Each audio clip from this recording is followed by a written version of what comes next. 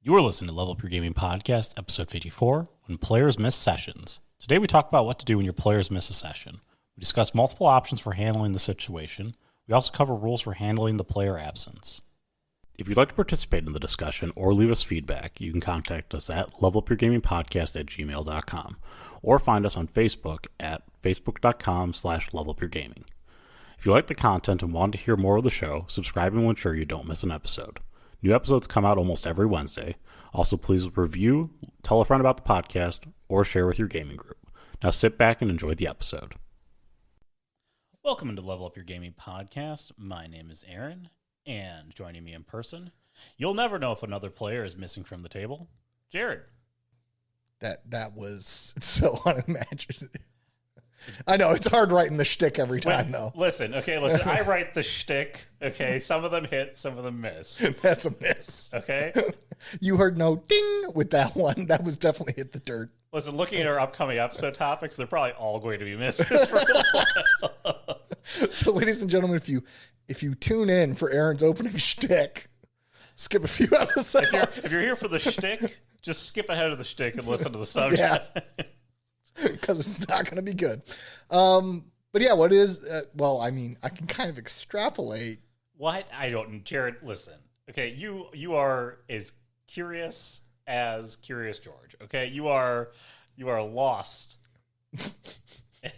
This is an enigma, wrapped in an enigma, wrapped in a box, wrapped in another enigma, locked behind a safe that is locked by an enigma. Okay, so your well-hidden secret of the topic, why don't you introduce it for the listener? All right, since you're all lost right now, we are going to talk about how to handle when players are going to miss your next game session. Oh, this is a topic that I was very excited about because it is something that every DM, GM, Master of Ceremonies, every title under the sun will have to deal with.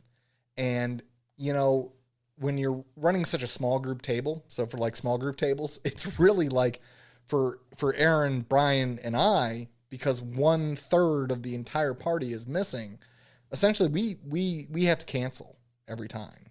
Yes, this is an easier thing to deal with when you have more people. It's something that's more common when you have more people. The more people, the more likely that somebody's going to be, I can't do it this week. I can't, make it through this week. It can be tough, especially if everybody has a bigger role to play at your table. You're playing with 4 players. Even when you miss one person there, it's tough. It is. It's and another thing that GMs typically have to deal with, and it's really unfortunate for us, is that you almost never get the heads up like a week ahead of time. Like, hey, next week. I mean, like Aaron, Brian, and I do because we're now 30-something-year-old adults, and like, well, I will be attending this. We all got our calendars and our phones. Yeah, we're busy, or we're like, we can generally move game around. We're pretty flexible. But I mean, again, the less people that you have, the more flexible you are. If it's just the GM and you, guess what? One of you can't make it, you aren't doing it. That you aren't doing it. It's just the GM and 2 people. One of them can't make it. You're not doing it. When you get to 3 people, then you get to make a decision on whether or not you're going to have somebody. I feel like 4 or 3 play. I get you. 3 players. 3 players. Yeah. So once you have the GM plus 3, that's when you kind of get to make that decision of whether or not you're going to let someone. You're going to come up with a technique on what you're going to end up doing with that player. So by virtue of how our game works out, it's more of an episodic game. It's easier because a lot of them are sort of 1-shots in kind of nature, or 2, 3 shots. Sometimes it's easier to be able to be like, one person can't make it. They're busy. They're doing something else. They're, stereotypically, it's like they're following a lead. Yeah. In the investigation that pans out to be nothing. That's a simple thing for us in our investigation series. Yeah. Basically what I would say is if you're not going to so there's a couple ways you can handle it. You can handle it as an autopilot, and we'll go into the autopilot. You can handle it as another person rolls on behalf of that person. And you could also handle it where you give that player an out. So we'll start with our technique because of our group size there. And again, this tends to work with smaller groups. You can work with any groups, but giving that player an out. So as a GM, you can either assign the out, or this is particularly better, I feel, for GMs, is collaborate with the player on what the reason for the out is. Typically not great if you got 30 minutes before game starts and they're like, hey, dude, my stomach's out. Like, I can't come to game. Like, they're sick. You don't want to be like, oh, while you're, what's an appropriate term? While you're using the restroom, let's collaborate. No, they're sick and they got 30 minutes before game starts. I'm sorry, GMs, it's on you. This is one of the job responsibilities, is thinking on the fly. Yeah, and I mean, I would say that in the session 0, sort of establish or think about how you're going to handle outs. Yeah, that's one of the things is, and it's kind of funny because when we had a large group, I did ponder on this, was actually having people kind of come up with a series or a list of reasons that they couldn't make it when we had the much larger group, when we were much younger. Come up with 5 reasons that your characters might, be immediately detained. Whether or not that's somebody's wife calls, like for when we played the original detective series, the first one. I think Aaron's character was married. My character was married, had 2 kids, both of, I don't know if Jeb had any kids. He had kids. I mean, there were obviously familial responsibilities for the characters that you could have given. It also made it easy for when, we switched GMs, the other character is always doing something else. Well, we always had, the nice thing about the first series was that it was such a small private investigation firm, and it really didn't focus on the supernatural. It's just a private investigation firm that happened to fall on the spooky stuff. But in between, there were cases that PIs usually investigate: cheating spouses, insurance fraud, and missing persons. Exactly. Yeah. I mean, that's typically what PIs engage on. I mean, we have the PIs have different clients, and so you're not going to devote all 3 to the one case. Right. So it was always easy to be like, oh, got to handle that paperwork from the other client. You're chasing down some new clients here. You're doing something. You're investigating a cheating spouse. So you're doing reconnaissance work. Well, I mean, technically that takes late at night, and let's be honest, from our investigation series, typically the people who are hiring us for the spooky shit weren't the ones paying the bills. It's companies that hire for insurance fraud. They pay the bills, yes. Because they'll be like, well, it's X amount of numbers. We're going to bill you for this much. A couple of them actually came out pro bono, which quite a few. You probably wouldn't do on a normal situation there. But again, we're playing heroes. We're playing heroes. It was a way out for our characters. In werewolf games in the past, we've had it where werewolves had to go back to the cairn to do cairn business. Yeah, like cairn duty, because believe it or not, if you read into, or if you're doing a werewolf game, it's your first time, the player's guide is extremely helpful. I'm not sure if it's in the 20th anniversary edition, but the player's guide had a list of all the cairn duties. There's for example, in the werewolf system, there's the cairn, which is like their home base. It is where they regain their spiritual energy, can re-up their gnosis supply. So the thing is there's a territory around them that's called the Bawn, and there is a position called the Keeper of the Bawn. And the Keeper of the Bawn is essentially, 1, supposed to defend it, and 2, keep it nice and tidy. So the Keeper of the Bawn could very easily be like, yeah, well, we're in the middle of a national park and there are people who litter. So I don't care that you're on the trail of this horrible, horrific demon. Litter still needs to be picked up. Yeah, I'm talking to you. And it's funny because, some people might be like, not sure if that's really like a thing. Like we're hunting a demon. No, there are people who are really weird about certain things. And it helps when you design an NPC who will be that weird about certain things. He's your backup guy. And if you want to create that backup guy who is always going to be like, I come first. I don't care that you were hunting a serial killer who has murdered 40 people. I want this paperwork done tonight. Again, listen to improving your NPCs. Your NPCs. There are these crazy ass people. I work with some of them. They think that they come before everything else, and it's like, we have a critical emergency. The system has literally gone down, and you're talking to me about how much mileage is on the van. Is that what we're really going to talk about right now? Because let's prioritize. Is that what's important right now? Literally, I've had to call my boss and been like, you need to call this boss and tell him to calm himself down. Because I'm not handling that right now. I'm handling the critical emergency, which is going to cost us. But, there's some people in that situation. The Keeper of the Bond, in Vampire, there's Keeper of the Elysium. There's Guardian Duty in Werewolf. Wherever there's a home base, there's always stuff that has to be done. And menial tasks, if you go to military parlance, maintenance is a requirement for operational efficiency. You know what I mean? Like, there is somebody who has to load magazines. There is somebody who needs to make sure that the oil is changed on the vehicle. And when you're out at a forward operating base, a FOB, there isn't a maintenance team sitting there who's going to change the Humvee oil for you. You're going to have to change it. I mean, if you're working in the confines of D&D, perhaps your players are part of a guild. The guild needs upkeep. Ooh, great idea. I mean, the guild. The guild needs upkeep. If your players are all part of, associated guilds, they have to tithe and work with the guild, or they're being called away to deal with that.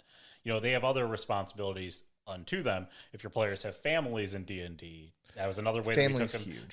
Family can take you away from a situation just as easily. You can also say, let's say your players are working at behest of the king.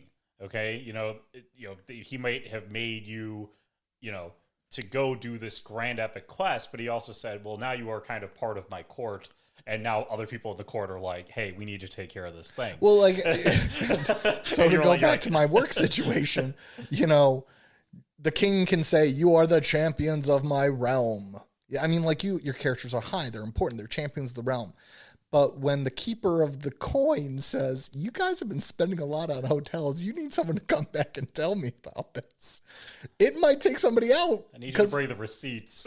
I want receipts. If you haven't seen it, Munich, fantastic movie, Eric Bana. I found receipts.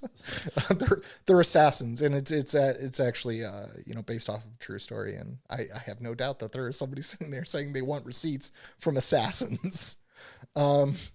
So because in the end, money is king.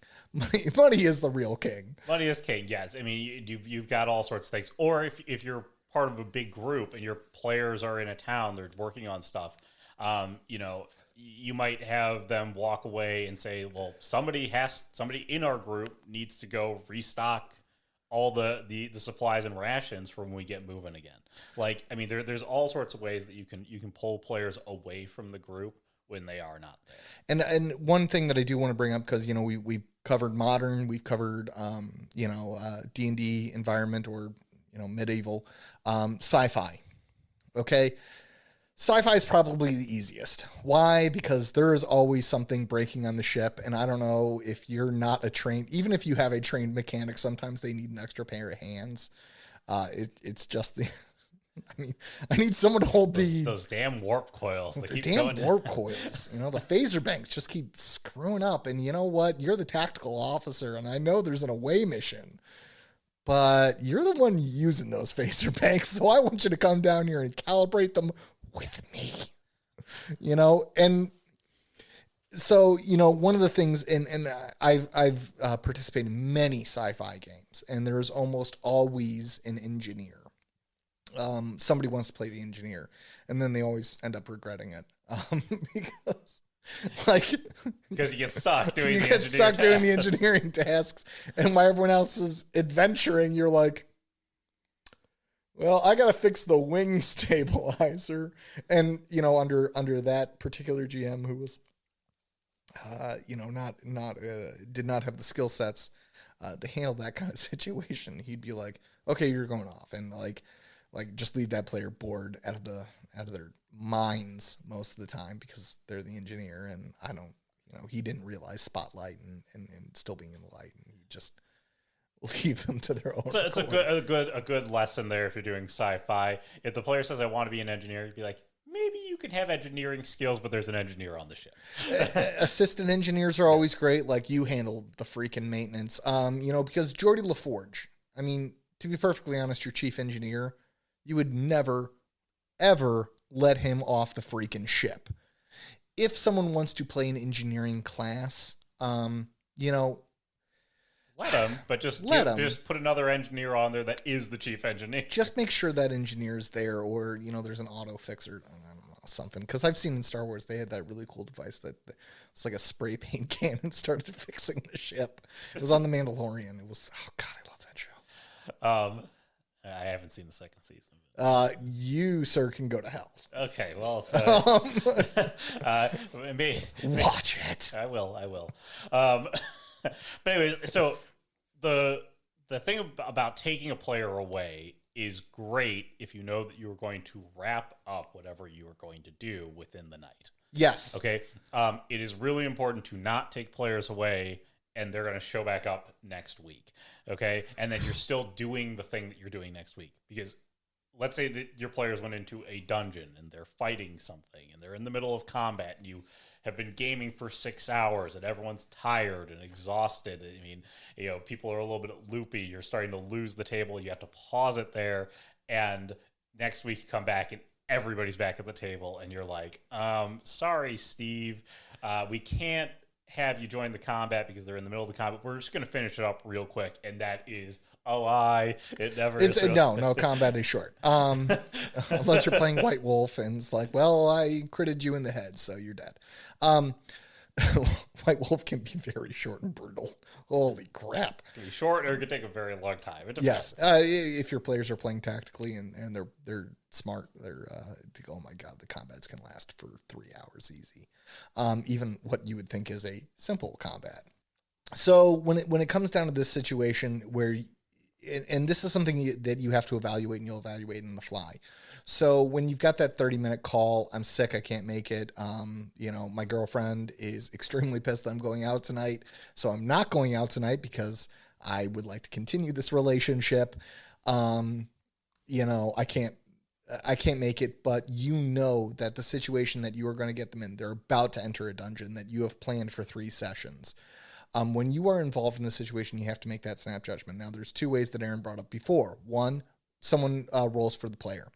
And 2, autopilot. Right now, I'd like to talk about the autopilot because I want to leave the rolling for the player at the end, mainly because it is such a controversial thing. Oh, my God. Controversy!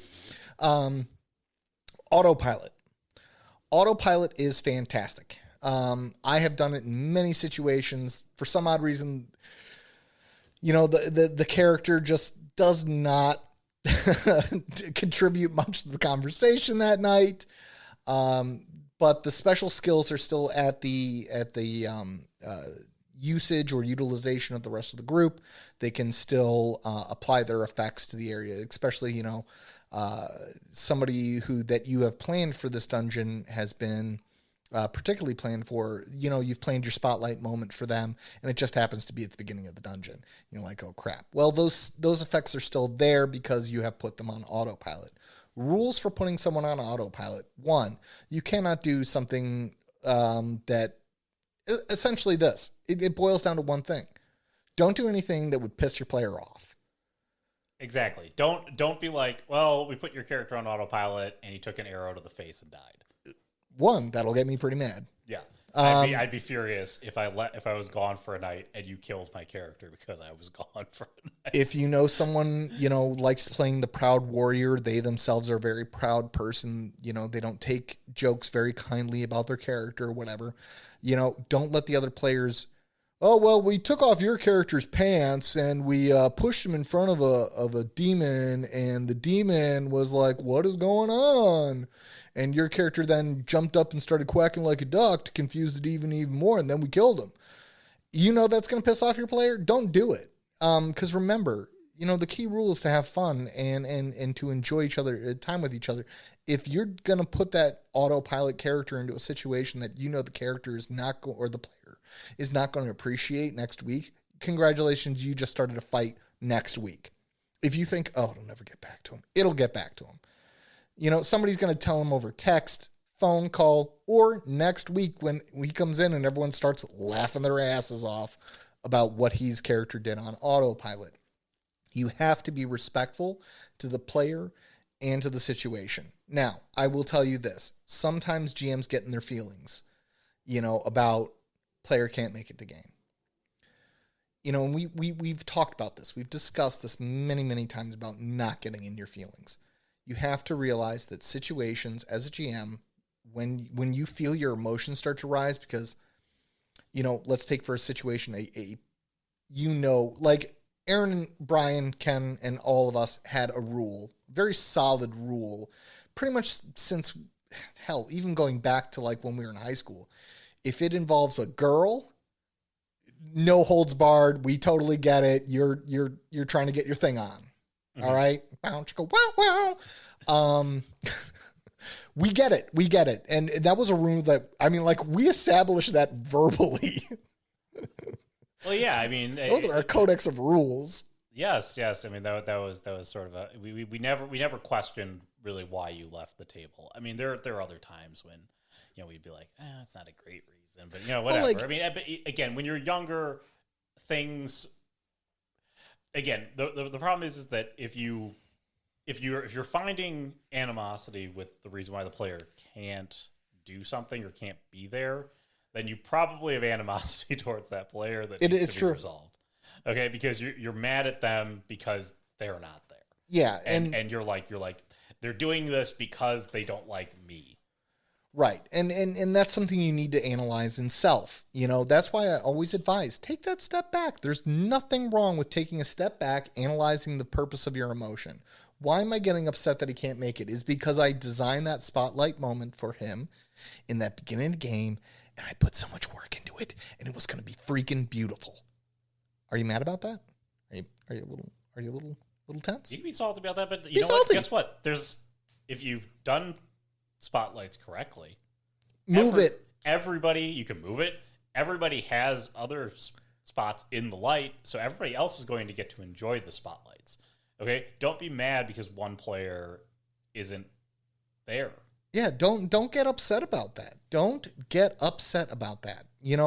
But it's hard to say don't get upset because let's be honest, when you're angry about something, it's very hard to calm down, and that's where really I tell you to take that step back. Analyze where your emotions are coming from. Do you have an issue with that player in point of fact? If you are having those emotions, it's going to guide you to not being respectful to the player or the character during their autopilot moments. During autopilot, again, you can't kill a player during autopilot. The last thing that you want to do is have that player come back and find another character's dead. It's going to lead to a fight. I mean, the only time that it would be even remotely acceptable to kill the player in autopilot is if you killed the entire party. If you killed the entire party, you did a party wipe. Yeah, like even then, I would still be ticked because I wasn't there to affect it, but at least everybody else died. Even in an autopilot situation, I would probably allow the autopilot character to somehow escape. Why? You weren't there to defend yourself appropriately. You don't think like I do. Yada yada. I just that's a good point. I mean, again, the autopilot thing is coming up in my D&D game. They go into we end up using the last method, which is somebody rolls on behalf of that player. But it's a quorum based thing. So if we have more than half, then we're going to run the game that night. We have 4 players. Mm-hmm. So, they're going to, my character has been on autopilot or somebody's been moving around a dungeon and all that stuff. And apparently they almost killed my character, which is, great. Thanks, guys. But I mean, had they gone into a party wipe, I mean, I'm not gonna say I've got less attachment to my character there, but had they gone into a full party wipe there, I mean, I wouldn't have been super mad about it. But had they just killed me, I would have been like, what happened? Wow, guys, thanks. And that's a perfect lead into the last one. The very controversial will roll for you. Yeah. So the problem is that players at that time, when they feel that they can roll for another player, oh my God, they feel like they have control of that character. You have to enforce the same rules of autopiloting a character on your other players. You can do nothing disrespectful to the player. You can do nothing that would be considered disrespectful to the character. You are simply, it's almost an autopilot where you just simply allow another player to roll. That is the best way to handle it because as a GM, you're already rolling for NPCs. Okay, I'm going to assign Aaron to roll for Brian tonight. Why? Because I can't handle another freaking dice roll. I'm already doing 29 NPC ninjas who drop from a ceiling and are, what the hell? Let somebody else roll on their behalf. Let somebody else take on that responsibility. I've got enough dice that need to be flying around. And one of the things that I do want to bring up with this is, typically if you're going to have somebody else roll on behalf of that player, one, pick your most trustworthy person to do it. If you have somebody who's going to be that jerk and disrespect the player, don't trust them to do it. Don't trust them to do it. Don't give them the responsibility to roll the dice on behalf of that person. And two, at this point in your game, people should kind of know how that player would act in a situation. Just try your best to do what that player would do. Yeah, you bring up a huge point. You have to pick the player that you're going to trust the most to be respectful to the character, be respectful to the player, and respond in the way that the character would. Now, does this cover, the player might ask, does this cover, am I allowed to talk for the player? No, you're allowed to roll. So in the event of a social situation, you're allowed to roll their leadership plus their charisma. You're allowed to roll their gather information. You're allowed to roll that. You are not allowed to literally speak for the player. Why? Because it just takes one word to tick somebody off. That's all it takes. To tick off another player and be like, you promised them the ship. I would never have promised them the ship. You don't want someone coming back and being like, I would have never Han Solo'd the Lando Calrissian. I would have never put that ship on the line. And then you got people blown out of proportion. As a storyteller, you take the role. And that always comes into just something I always, it's going to be a sidebar. Okay. I'm sorry. All right. I'm going to do it. Do it. It's off topic. Well, here we are. Okay. Crossroads.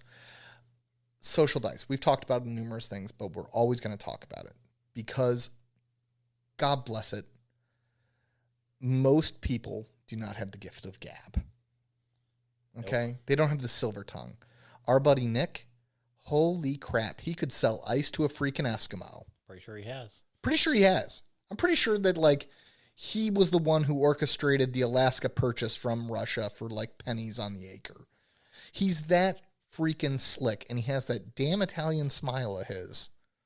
He's just good. He has the gift of gab. He's just got the gift of gab. He just knows what to say, when to say it. He knows when to be uncouth, and he knows when to be, really business. Really business. I mean, he's got such a natural feel for a social domain. Yeah.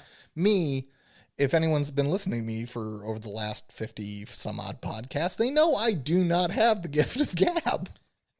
You have the gift of kind of acting out players, but acting out NPCs. You have a good imagination of what they would be like. Yes, but I'm not socially very, I should, it'd probably do me well to read that book, How to Win People Over and Get What You Want or whatever it is. That it's like a primer for business people, but I've never read it.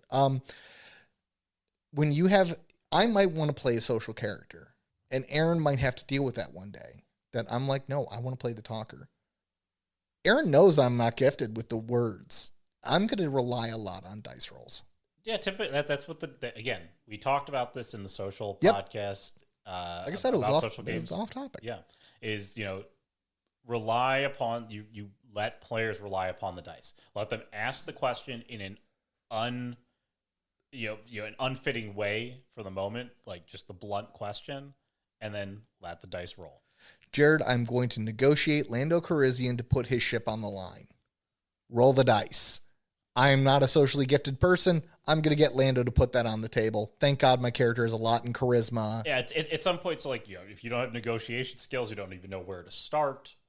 Again, dice can give you the starting place, and then you can kind of pick up social from there. Again, we're way off topic. Off topic. But, he's right. But when the player isn't there, you cannot let somebody else talk on behalf of that player. The player is literally just there to roll dice. Yep, and you got to stick to it, because you might even say, like, you know what, Aaron's got the gift of gab just like Nick does, so I'm gonna let Aaron talk for next character. No, because you never know what Nick will come back with and be like, "Are you kidding me?" I would never say that. I would never, ever in my life. It's just because when it comes down to words, things can be construed as so disrespectful. I mean, look at our society. I mean, people now get triggered over yada yada, but yes. No politics on this channel, period. When it comes down to that rolling dice for other people, stick to dice rolls. You as the GM should be choosing the movements, for example, and you should be choosing the movements for the better of the player. If you know, even though, because again, you're not allowed to wipe a player when they're not there. Even though you know that this guy loves to stand up and pull his longbow in the middle of a firefight. I don't know why he's using a longbow in the middle of a gunfight, but it seems like a losing thing. But he brought a longbow to a firefight, right? And he does that every time. He breaks cover and draws that longbow, and he takes a glorious shot. He does it every time. No, you as the GM is responsible. I know this player will take cover to make sure that he does not get clipped in the middle of this firefight, but his bow is still active in the fight. It's just he takes cover every time. Why? Because I don't want your character to get killed. If they come back and they're like, you didn't do my epic bow draw in the middle of the firefight, I will look that player dead in the face and be like, yes, I did not attempt to kill your character like you have attempted to do every single night. And if they look at you and say, well, I've been trying to kill my character. All right, well, we should have been talking about this. We can collaborate, make it really cool, make an emotional moment. Like, I want to change characters. I don't want this character anymore. I'm like, dude, you should have talked to me 6 weeks ago. We could have made a blaze of glory. Like I had this demon that would have been perfect. I mean, you would have died. There would have been tears. I had the music all queued up. Jesus, man, let a man know. Come on. I know that sounded really bad, but again, just don't do anything that's going to be disrespectful to the player. And again, like I said, give it to somebody that you would trust at the table and have them play the character in that player's manner. Meaning, if they don't ever engage in social stuff, don't have the player roll for social things. Right. Okay. If they don't, engage close range with their character, don't have the character engage close range.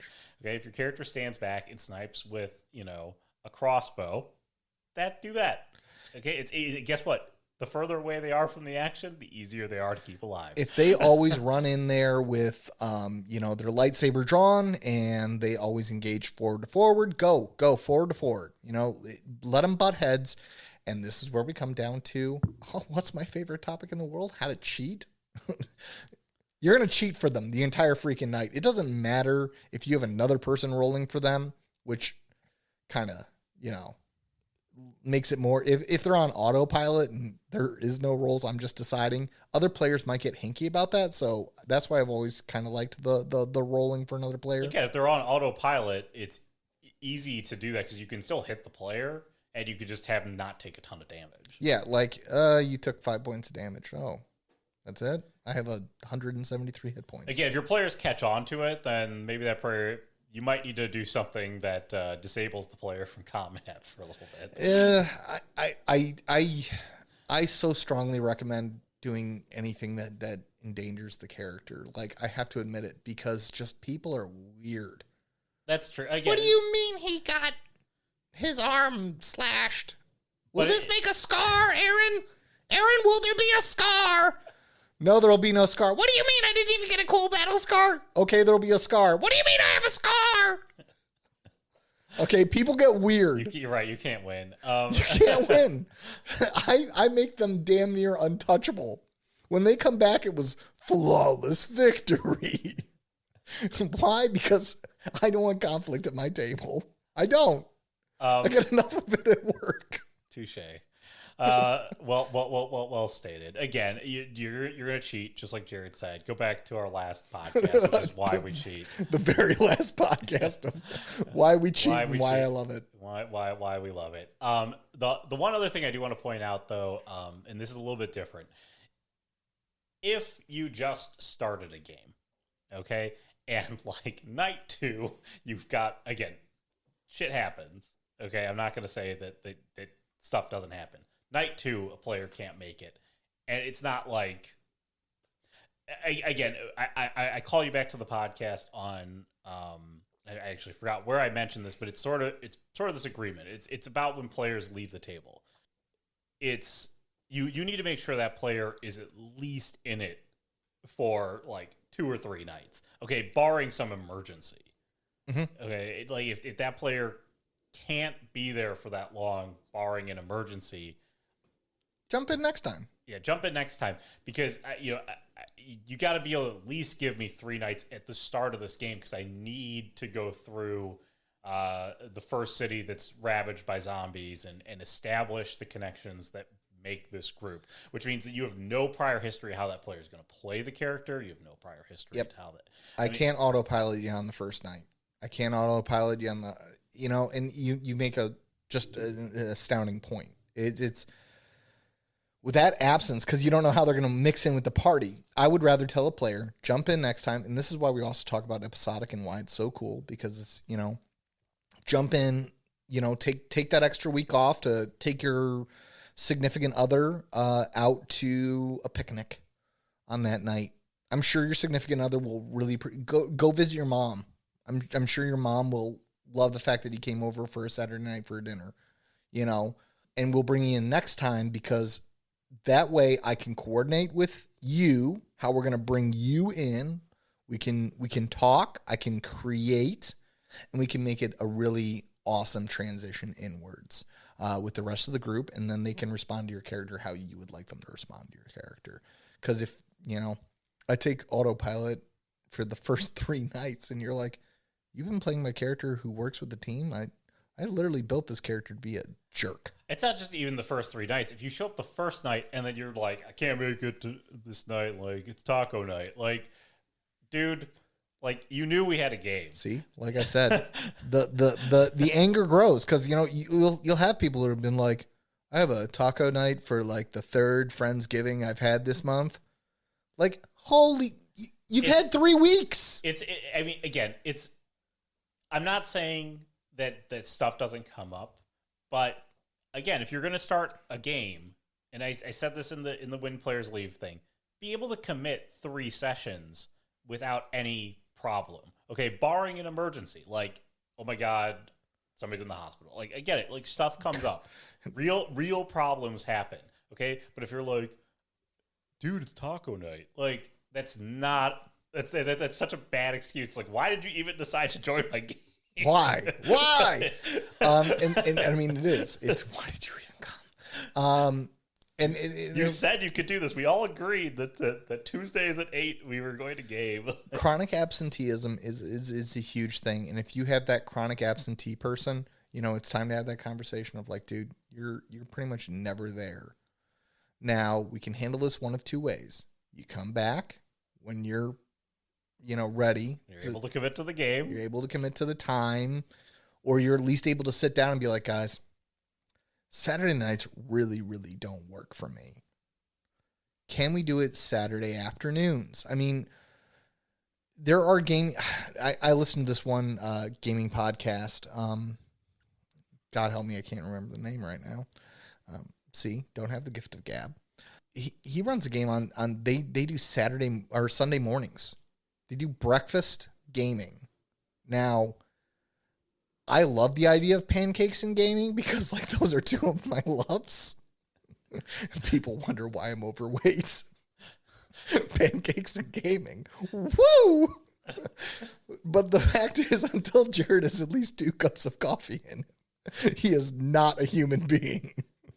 Aaron has witnessed this firsthand. He's more or less a zombie. You would kill him in the city of the zombie horror. You would murk me. That's a human. Yeah, he didn't have 2 coffees. He's still a zombie at this point. Because, like, I will eat your flesh before 2 cups of coffee.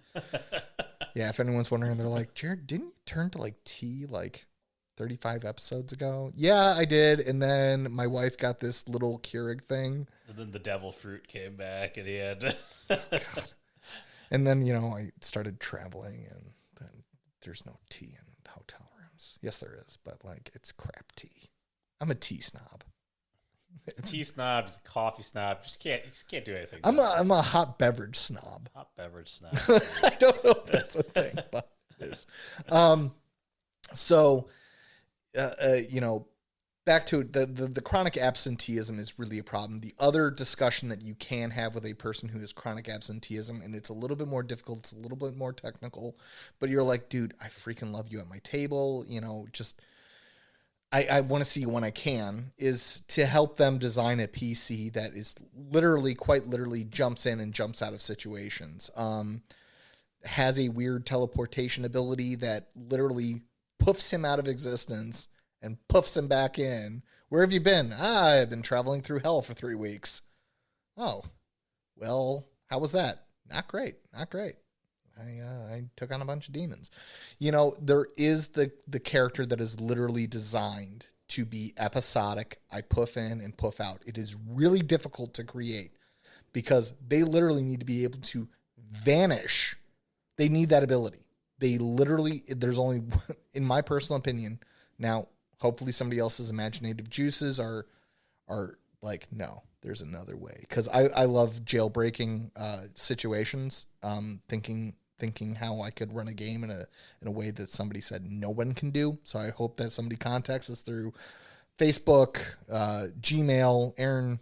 Level Up Your Gaming Podcast at gmail.com or facebook.com/levelupyourgaming. Comment on the episode because we'd love to hear it. Yeah, but if you can come up with a better way, because the only way that I can imagine it is that they literally have the ability to vanish instantaneously out of any situation.